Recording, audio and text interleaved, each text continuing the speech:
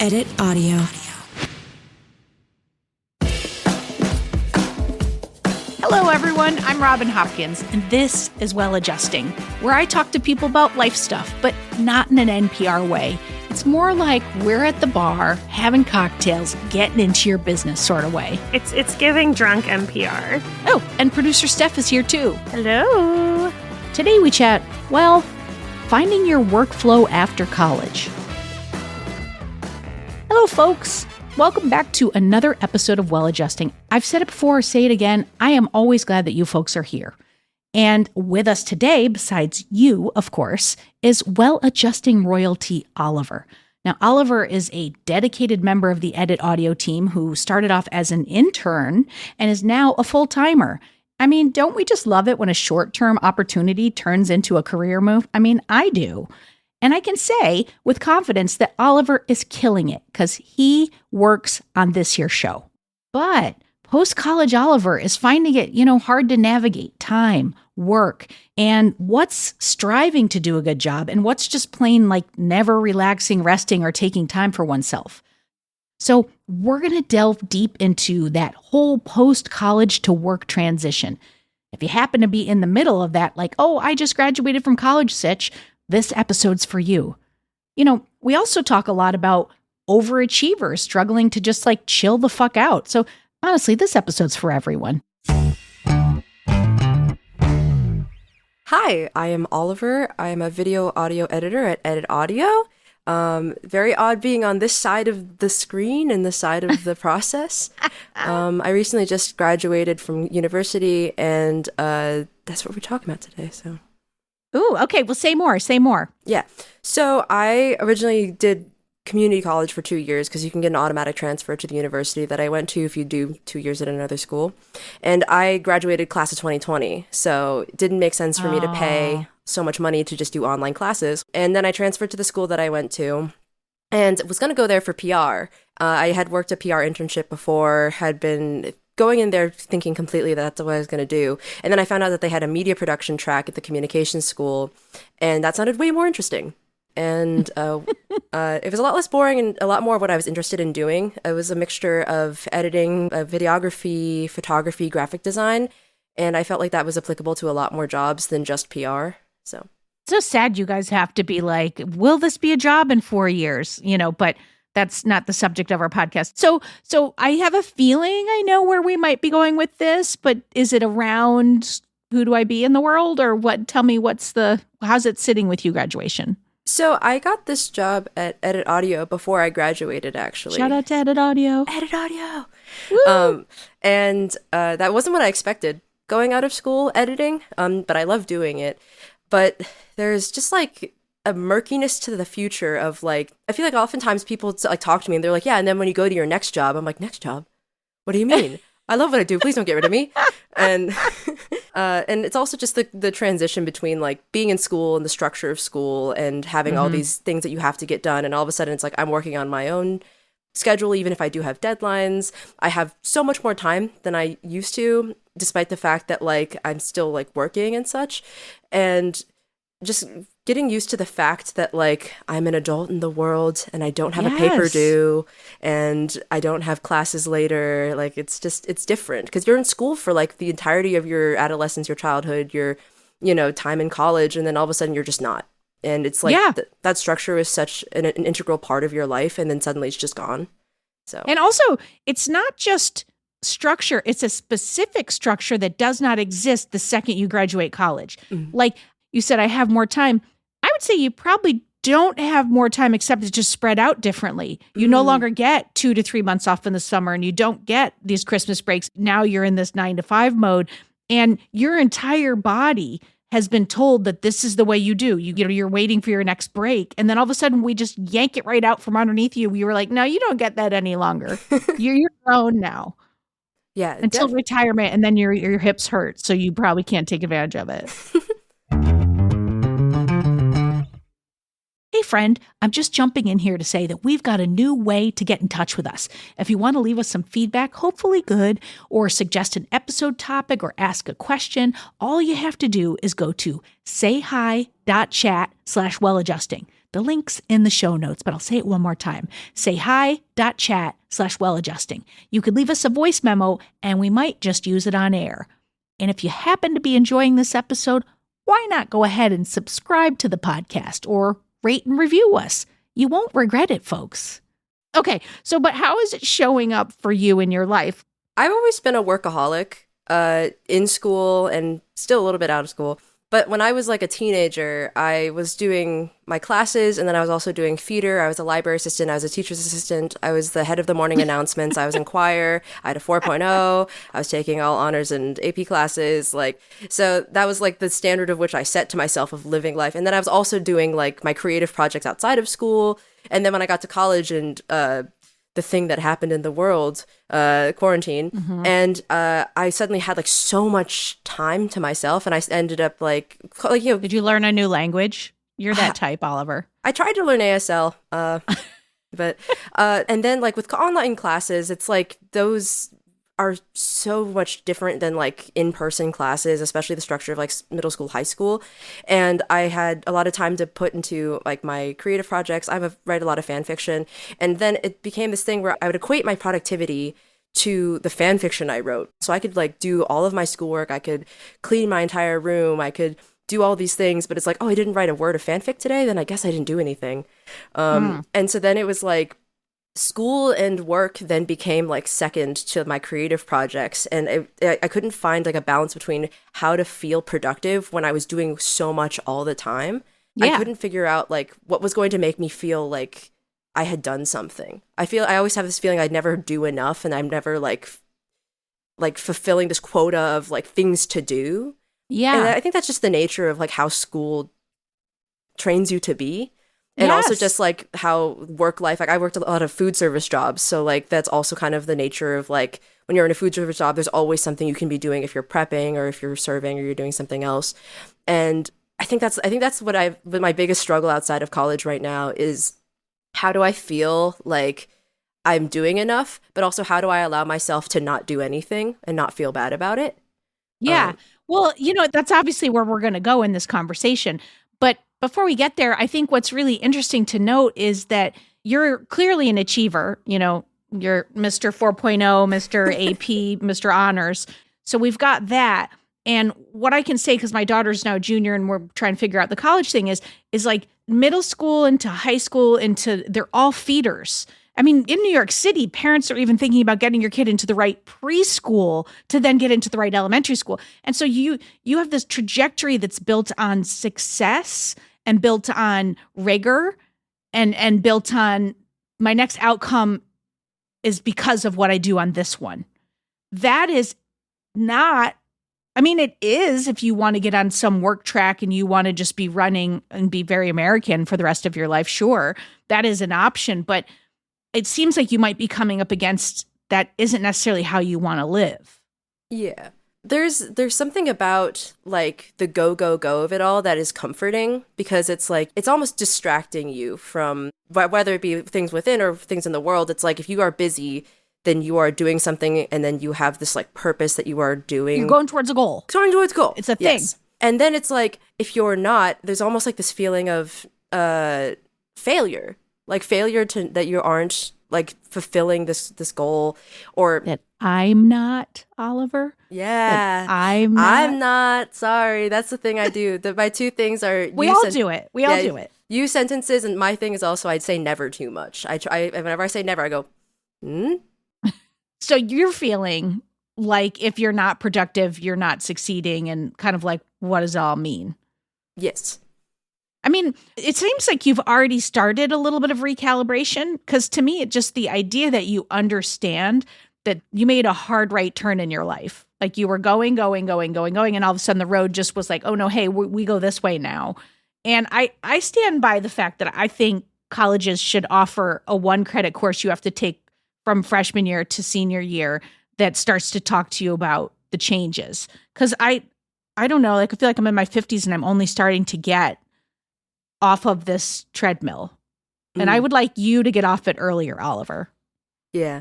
And I mean, part of that recalibration came with just like, I spent most of my life on that go, and then I kind of hit a wall. and I had to step back. I did take a semester off from university just to focus on myself and my mental health and such.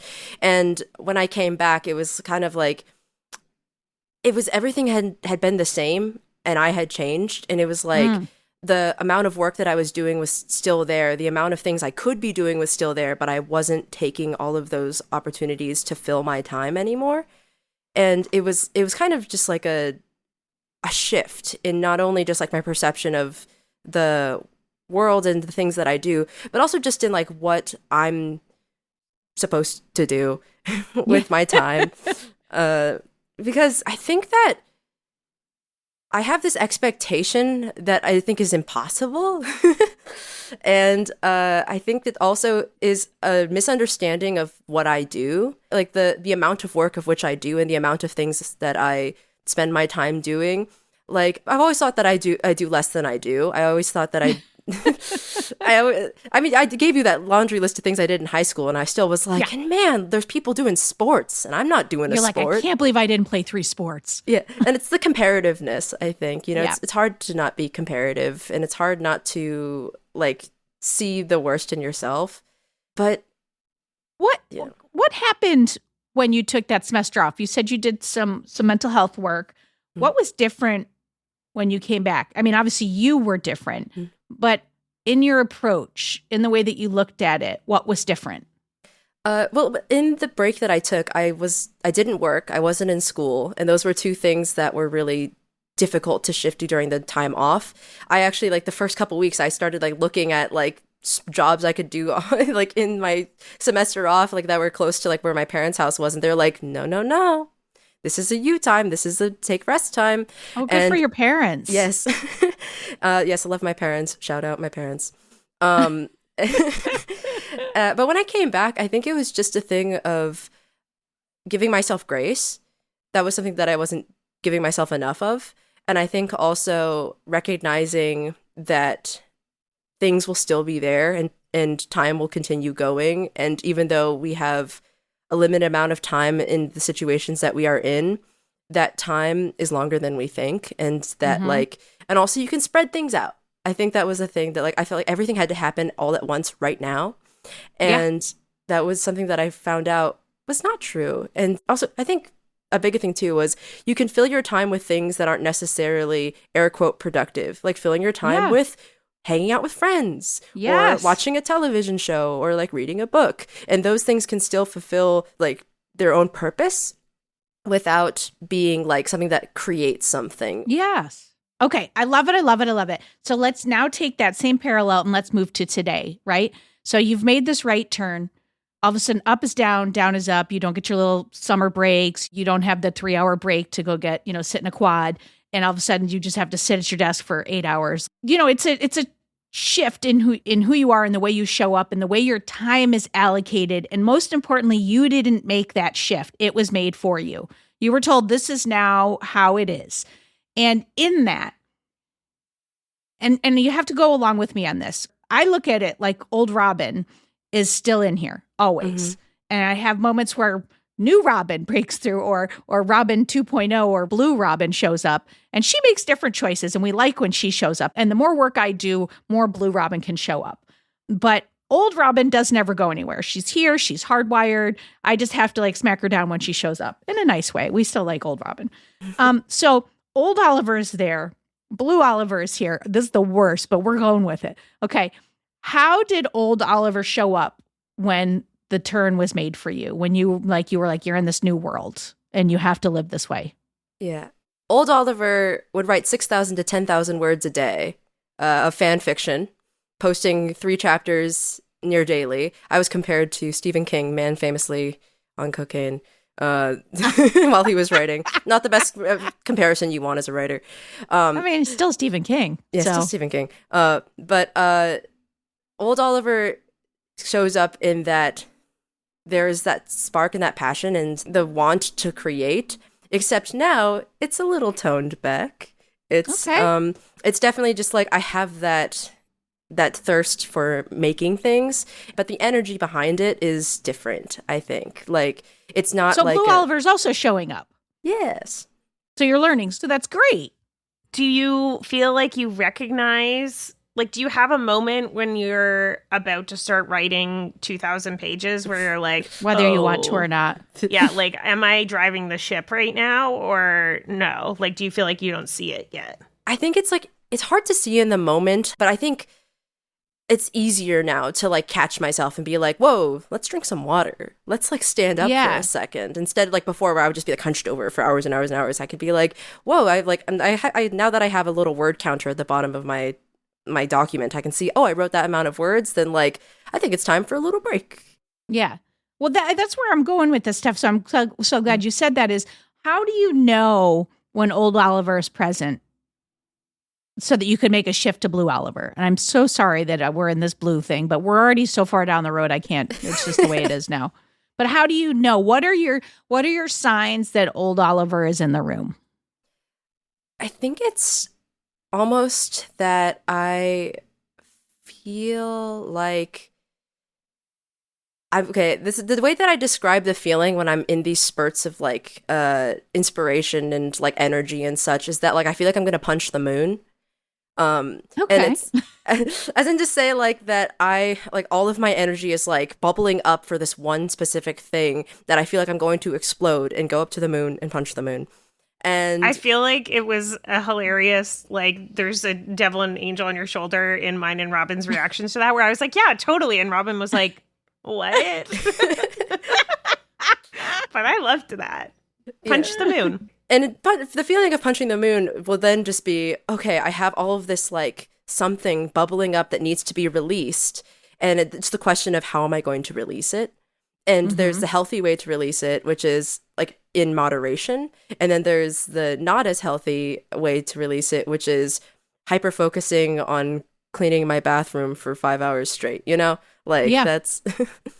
Yeah. What about guilt? Like, when you feel like that old space of, like, I should be doing more. I'm not productive enough. I don't have goals. And if I say all the time, will you say? I'll say we got at least some more time to keep talking. Yes. No, because I'm gonna shout out P. Maria, the other editor of Well Adjusted. We were talking the other day on a call, and we were talking about that, like the amount of hours I work and the work that I do. And Maria was just basically praising me for the fact that I get a lot of work done and that like I'm doing a good job at my job. And it really hit me. I was like, oh, I didn't know I was doing that. I didn't know that I was like doing an adequate job in terms of my workload and the quality of work I did. And I think it's like a thing of like, well, I still have a job, so I would hope that that would be a qualifier.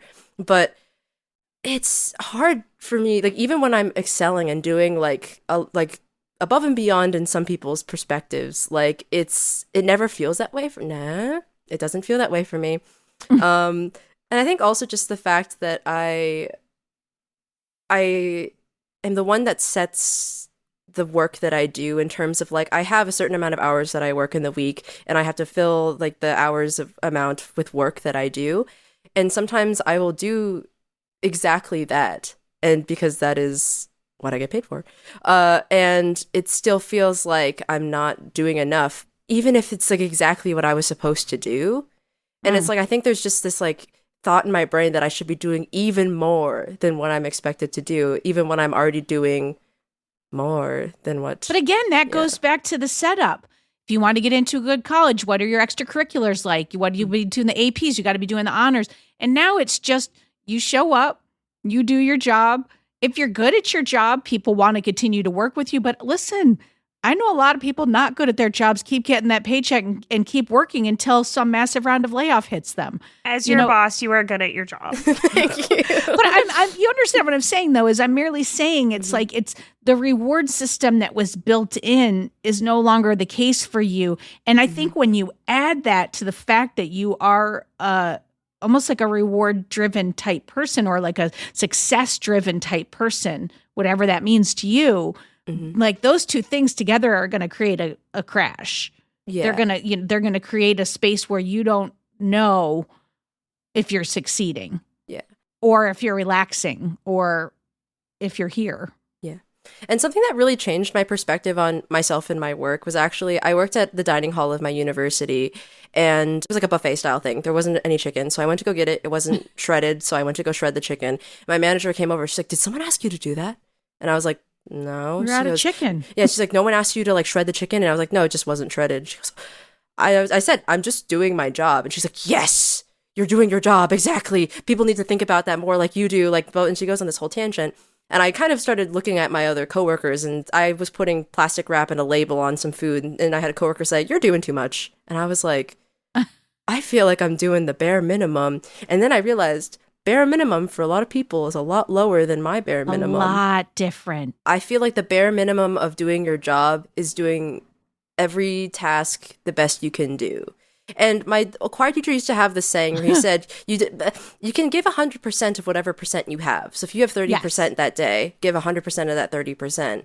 And so that for me is like how I view like doing your job. What you should be doing is doing it the best you can at that day, at that task, which then means bare minimum is the best. And then it's like, wait. How? Like, what would that be the best for Oliver? Does it have to be every single day the best? Is Oliver allowed a day to lay in the park with friends and day drink? Is Oliver allowed, like, you know?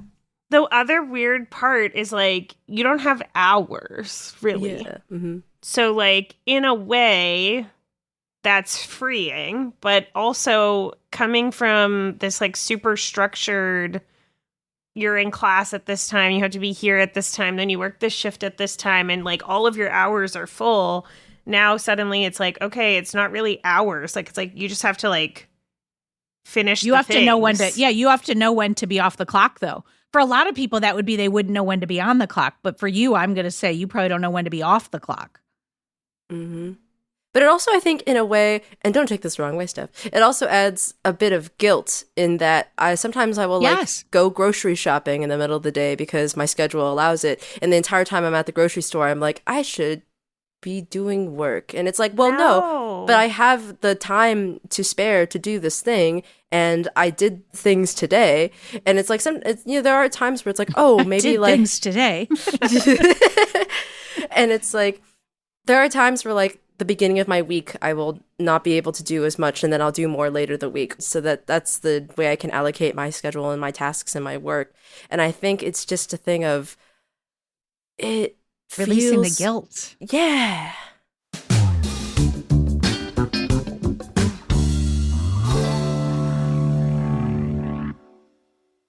I asked you the question about when you notice it, like if you notice in the moment or if you notice after the fact, because I find it really hard to notice in the moment still. Yeah. Like sometimes I'm better at it than others. Like yesterday, I had all this shit going on with my apartment and I knew I had to get a lot done in the day. And I was like, I have to cancel my meetings. Like, I can't work today, whatever. And I knew that. And I was like almost proud of myself for noticing and like giving myself permission to like not do all of my work yesterday. Mm-hmm. I did it at nighttime, but it was like, that's when it felt good for me. But most of the time, I would say that I notice that I'm being this way and like overperforming, over showing up, like way after the fact. Mm-hmm. And like, I don't know how to fix Well, that's that. why I'm asking for Oliver to say what are indications. This goes back to like an early analogy of like when you're trying to quit smoking, you snap the rubber band. What are indications that you're doing that thing so that you can snap the band and go, stop it, Oliver? Like guilt is one. Probably shoulds. What other things are you doing? Like, I know for me, if I'm staring at a screen, maybe on socials or something, it's because I want to sit and I haven't given myself permission and I blow the whole fucking day doing that. And it would have been so much better if I just give myself permission and then taken my membership across the street to the Botanic Gardens and gone and looked at the cherry blossoms. What a difference that day would have been if I caught that I was staring out at the screen. So like, what are your staring out at the screens? I feel like I have a similar but opposite thing, which is I am searching for a task to do, but my brain can't latch onto them. So I'm like, okay, I'm going to open up every document of all of my works in progress. And let me see if I can write something. Can't write for this one. Let me see if I can write for this next one. Nope. Let me open up Logic to see if I can work on my album. Nope. I can't work on that. Okay, let's work on my narrative. Nope, I can't.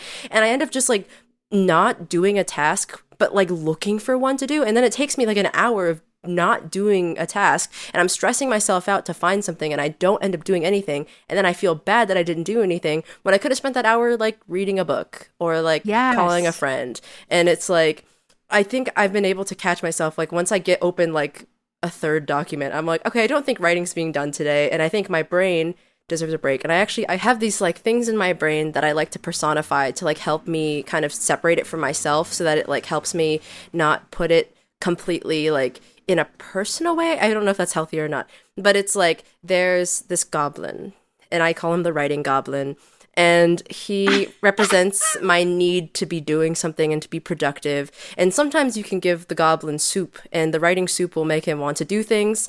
And sometimes you'll give him soup and he gets sleepy, because soup is really warm and comforting. And so sometimes the goblin will need to sleep after having the soup. So sometimes it's like you give yourself like the energy, the inspiration, and sometimes even having those things doesn't mean that you can continue to do the thing that you want to do. And sometimes that just means you need to rest. And then sorry, I have another metaphor. No, I but, love it. I call it like crop rotation creativity, which is like, I don't know if you know how crop rotations work, but like Yeah. when there's like a bunch of fields, and then like you have to move the crops because of like the nutritional things in the dirt, and then like sometimes you have to have spots that like don't have crops. And basically I say that in the way of like when you have projects and you're burning yourself out on a project, you have to rather switch it to a new project so that you can give yourself a fresh pair of ears or eyes, or you have to just take a step back in general and just like not work on anything in that moment to let the nutrients in the soil come back. And I think those two things really helped me, of just being like, okay, like, am I a crop? Am I the goblin? You know, like what is the metaphor of which I need in this situation? And love how do you get there? So you're opening 30 documents. When do you go, oh, I think the goblin needs to go to bed, or oh, I think I need to be like the crop that's laying in the sun? I think it just hits a point where I'm like when Out of context clips right now, this sounds insane. When are you the goblin? I think it hits a point when I'm just like realizing that I'm putting more energy in trying to do something I can't do. So how do we get you? So for me, because to me, success for you would be to notice that point earlier so that you weren't wasting the hour. Like the amount of time At is 30 shorter. minutes. Or Yeah, 30 minutes. Yeah. 15. Or like second document, you know? So how do we get that into your life? For me, it's Post-it notes, obviously. I've talked about that a What million if it times. just could just be putting a number on it? The third type of project you open, you are not allowed to open another project for an hour. Mm-hmm. My therapist has taught me this thing called rabbit holing. And usually rabbit hole has a negative connotation of that you're going down the rabbit hole. But I'm such a literal thinker and such like a methodical thinker that when I go down the rabbit hole, it ends pretty quickly. Usually it's just like, this is the situation, and then this is the outcome. And then I don't really like catastrophize past that, but it's the not knowing and like the unknown of like the what ifs that kind of get to me when I'm stuck in the like, well, what if? And then I don't actually do any of it. It leaves this like opportunity to do anything all the time at any point. What's the what if for this kind of thing? So like, let's take the work example. Like, what's the what if? What's the anxiety at the root of that? Then you're like looking for another thing that you can edit, looking for another task that you can do at work. Like, what is the what if? I think what if in this context is just like, what if I work on this thing? And I think like just the openness of like, I have these tasks and I can do, and there's several tasks I can do at that point. I think that it's just like also a what if I don't, and what happens if I don't do it at this certain like capacity? What if I don't do it at this certain quality? And that freaks me out, I think. But what in your head happens? Like, do you get fired? Do you fall off a cliff? Do you, everyone in your family goes broke and it's your fault? Like, what's these are all scenarios I've had in my head. So I think like, let's rabbit hole right now. Rabbit holing live. Because actually, as I say this out loud, I don't think I've actually done that. So thank you for bringing this up. I would say like, if I were to not do my work at the quality of which is the best of which I could do, or even just what is expected of this task, I have kind of like a realistic positive, a realistic negative, and then like a very unrealistic negative. So like best case scenario, they say, hey, it's still good, but like here are some ways that you can improve upon yourself. And then negative is like, hey, maybe you didn't do this very well. We have to fix this. And then very unrealistic negative, Steph comes to where I live and then takes my computer from me and says, you're fired and you can never come back again. And so obviously it kind of makes you realize, okay, so the crazy option I don't think will happen. But I think that possibly I could be told, hey, you need to work on this, or hey, like, you're doing a good job. I think those are the two realistic things that could possibly happen. Steph, you'll probably know more, but it feels very CBT how you're working through this, like that you are methodically going through things in your head to get to a point of like the other side. And I think what I'm curious about is the feeling side of it. Like you have this side in spades. Like you have systems and goblins and rabbit holes. Like you got this and you're doing it and it clearly works for you. But underneath that is anxiety. Mm-hmm. And I'm wondering what it would take for you to do something as simple as, or to just try. Because this is also like, I'm like, something inside me is like, as I'm saying this, to just sit with the feeling that is present. And to say, all right, I just opened up 3 things. Obviously, I'm feeling something. And what if you were to just sit and see if you can come to what feeling you are having and see if you can tolerate that? Because I know that so much of my doing is about intolerance for fear. Mm-hmm. Like I am running 1 million miles an hour all the time because I'm scared. Mm-hmm. And if we could help you get on the track of, being comfortable earlier, younger, what might that open up for you? Mm-hmm. Because I do know that, like, the concept of being productive and busy and doing things is definitely an avoidance of whether it be sitting with myself or sitting still.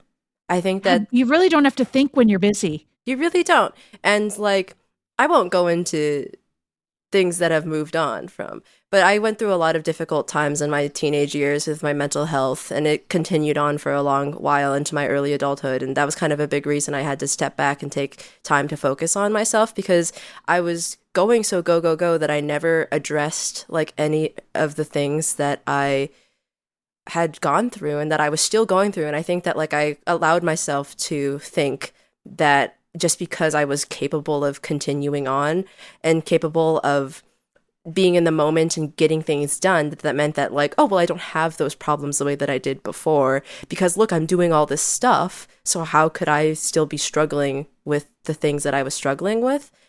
And obviously that's not how things go away. And that's also not how things heal and how you heal.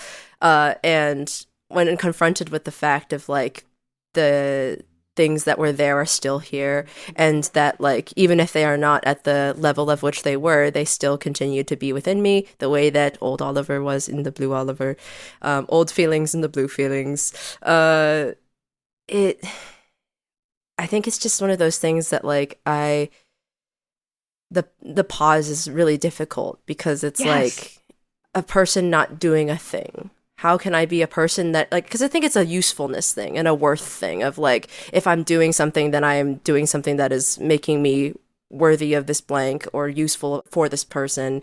And then it's like, I don't know how to feel those things without doing something in return for them, I think. Well, and also, Oliver, I just want to say this one thing. To a certain extent, the doing is bullshit. It is a setup. It's like fake. It's like, I'm cleaning. Look at me cleaning. I'm cleaning. It's like, you've ever had a bathtub that has a stain and I'm still cleaning it. The stain is still there. It's like, I can clean it. But water over time has made a stain in this tub. And it's bullshit. And the two things aren't like, they're not separate. It's not like if I'm busy, then I'm not this. They're both happening. One is over busy and one is having extreme feelings. And those two things are happening at the same time. And all being busy does is make you, in your mind, your conscious mind, forget that you are having all these feelings. But guess who still knows that you're having all these feelings? Your body, your subconscious. Like it is all still happening. The elephant is still in the room. And I would argue that the lie is even bigger than that, in that when you, let's say, use the word stop with all the action and the running, I'd argue that you're probably still a really fucking productive person, Oliver. So it's really just not true. Yeah. What you said last really kind of hit me of like when I stop, like, and I'm still a productive person. I think it's like there's extremes to everything, you know? And I think when you live in an extreme as your baseline, then extra extreme becomes like the extreme. And then it just keeps pushing up and up and up until the fact it never lands. The plane never lands. That's my shit barometer. Just because you can withhold and be fine and like you're capable of doing the most doesn't mean you need to. And if you've endured a lot, especially like in your youth and teens, your barometer for what you can withhold or like sustain and still deem yourself fine is really high. Yeah. And also adding on to that in the lie is that when you're frantic or frenetic, that you're getting more accomplished. When I slow down and take more time for myself, I actually get more work done because my work. I know, but it doesn't feel as like feels fucking great and sexy. No, it feels great, Steph. No, that's not true. It feels great because when you truly give yourself what you need and you do it and you know, you're like, holy Jesus, look how much I just got done versus the frantic space. That does not feel good. I mean, maybe after a Celsius and I get like check off like 14 things, I'm like, yeah. But like I can do that maybe one day without my heart imploding. I just think the whole thing that we tell ourselves, and I'm talking to Steph and me and Oliver, the lie that we tell ourselves is that this productive thing is good, is more efficient. It is hiding in plain sight. And I think what's really interesting about this conversation is each one of us in our own ways is looking at it and going, how do I do less of that? I think it's unrealistic to think that we're going to just all of a sudden become sloths. Never happening. But we can do less and we can react quicker. And I think the cherry on top would be if we could feel our feelings, dare I say. I relate to this so hard. And I'm asking you what your root fear is. And then I'm looking back at the different buckets that I like over, achieve or over productivity-ish myself with. Over-index on. I over-index on. And I know my fears with some of them. Like with friendships, I know them with relationship. I know them with like my home. I don't know that I fully know them all with work.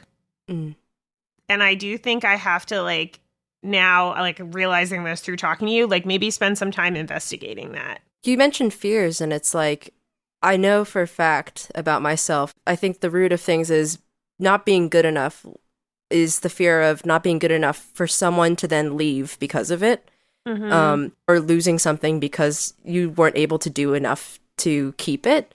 And I think like, obviously a fear of things is like not to be able to keep a job. But honestly, the worry more is that not being able to like be enough to the view of my coworkers, which then is like, well, then why am I holding that at such a high standard of like, does it really like impact me personally enough that like Maria thinks that I'm good at my job? At the end of the day, like, is that something that I should be holding to such a standard of myself? Well, it means there's something underneath it. And exactly. There's a deeper fear. Yeah, exactly. There's a deeper fear. Yeah. And so then it's like that my interpersonal thing of like, is it really that I'm scared that like they don't think I'm a good worker? Or is it that I just like worry that I'm not good at things in general?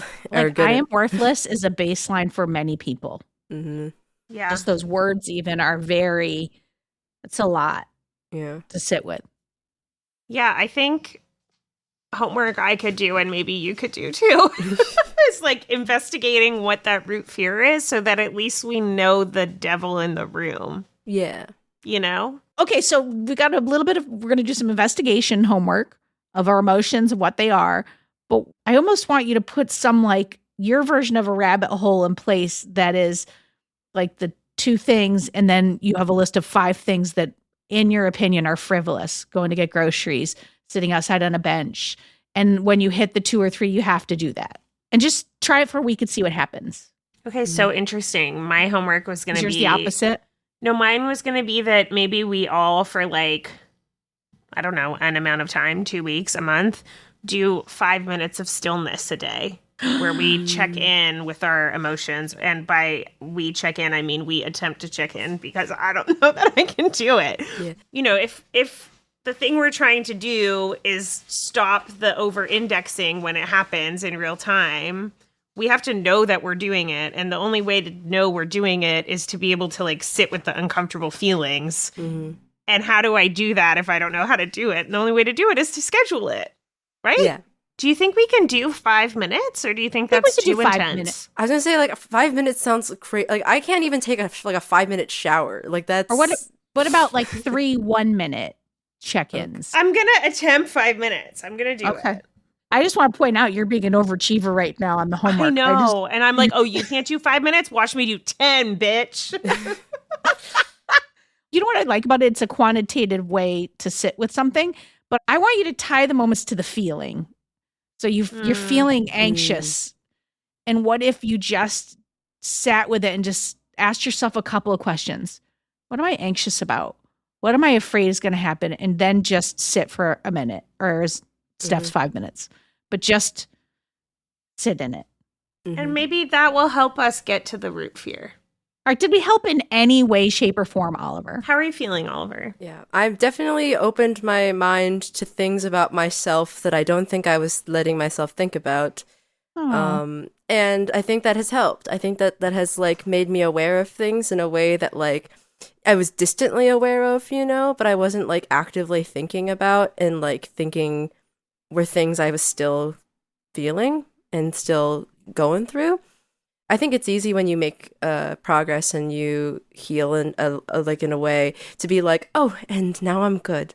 I'm And now healed. I'm healed. I'm fixed. But I think it's a thing that happens for a long time, and I think like healing is a thing that we do all the time, and even if we do make progress with it, it's something that we have to, you know, it's like taking a step forward, taking a step back kind of thing. And sometimes when you take a step back, it can feel bad, but it's not bad. It's just needing to heal again. And you're still on the It's not journey. linear. Like, you're Yeah, still it's not on the linear. ladder. So you're like one rung lower on the ladder, but you've Or still you like just gotten went over to 20 a ladder on the left. It's Yeah. just Yeah. it's not linear. You just shift, and then who knows where that one's gonna go, you know. Mm-hmm.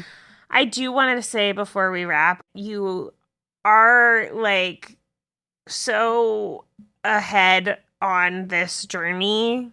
And I hope you take moments, like talk about taking moments to like reflect on how much you've done, like even on this journey, which like this is being productive in a good way. Like working on yourself, like, and your feelings and investigating those things, like those are going to stick with you. That is the work that matters, not like editing a fucking episode of something.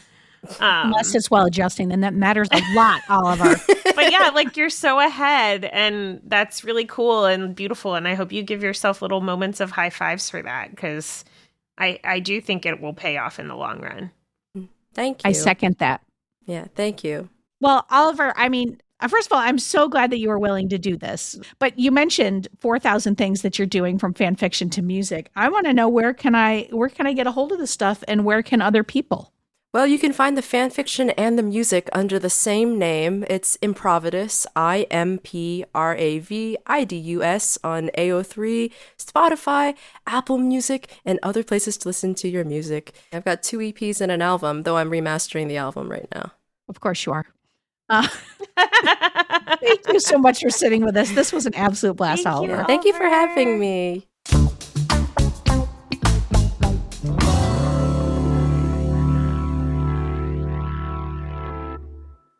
Well, friends, that was a lot of fun. I mean, 3 folks who can't relax telling each other to relax. What's more meta than that? But because we're us, we did take that homework assignment very seriously. Take a listen. I just got off the well-adjusting call and was doing my 5 minutes of sitting in silence with myself. And I noticed around like maybe the 30-second mark that I was already starting to feel very antsy, starting to just like tap my fingers, move around, and swivel in my chair. So I stopped and I continued to sit still. And then I started thinking about the fact that I wasn't doing anything. I started to feel guilty. Then I got a notification on Slack that I got a message. My first thought was, oh, I gotta check that message on Slack, but I didn't. And I didn't know, it's really fucking hard to not do things and to sit with yourself and to sit with these thoughts. I didn't realize how little tolerance I had. I mean, I did realize, but I didn't realize how little tolerance I had to nothingness and to having a task sitting there that can be done and me not doing it in that moment, right then, right there. I gotta work on that. We just talked about everything, and I'm using all the things that I was given advice for, and it's still really freaking hard. And I know I'm not gonna get it at first try. Of course I'm not gonna. But I got to 2.5 minutes. That's half of 5. So I know I said that the homework was to sit in silence, but stay with me here, people. I was thinking that for me, my homework was to take more time doing nothing. And to that end, today, it's a Thursday, and I do have work to do, but I said, I'm going to do them tomorrow. And it was still meeting my deadlines by doing it tomorrow. And today I'm with my friend Baron. Say hi, Baron. Hi. You might remember him from earlier seasons. Well, we're at the Botanic Gardens, and we are under a cherry blossom tree, and we literally just posted up, and I took my socks and shoes off and laid down in the grass, and we've been here for 2 hours, Baron? 2 hours, and we are just chilling, and it is so lovely, and it is 80 degrees, and I have shorts on, and I don't care about anything work-related or doing anything more. So I am going to go ahead and rate myself 5 out of 5 on my homework. It's amazing how short 5 minutes feels when it's like in your workday and you like only have 5 minutes to do something or to get somewhere. But then 5 minutes sitting intentionally doing nothing is so long. But it was really nice. I don't know. I'm sitting outside with my dog. There's like a little pocket of sun I'm in. And I closed my eyes because it's sunny. And then I kind of just started like doing like meditation breathing. I think it's just like maybe a little instinctual when you're like trying to do nothing. But I don't know. Made me think I only really meditate before bed. But I always have 5 minutes in my day, or I could make 5 minutes in my day. And I feel very nice after that. Folks, if you are stressed, if you're worried, if you're overthinking, if you're overdoing, take 5 minutes. Think about your feelings. Chill out. Hit the gardens. You got this. Oh, and one last thanks to Oliver for coming on and sharing his story. And thanks for all you do on this pod, Oliver. We appreciate you. Now go out and check out all the cool shit that Oliver's making. It's in the show notes. For more Robin, and you may need that, you probably don't need it, but like if you do, you can follow me at Real Rob Hops on all the platforms, all the socials, as the kids today say. Well Adjusting is an Edit Audio original series. It's exec produced by Steph Colburn and Robin Hopkins. Our producer and editor is Maria Passingham, and our production manager is Kathleen Speckert. Thank you to the entire Edit Audio team and to you for listening.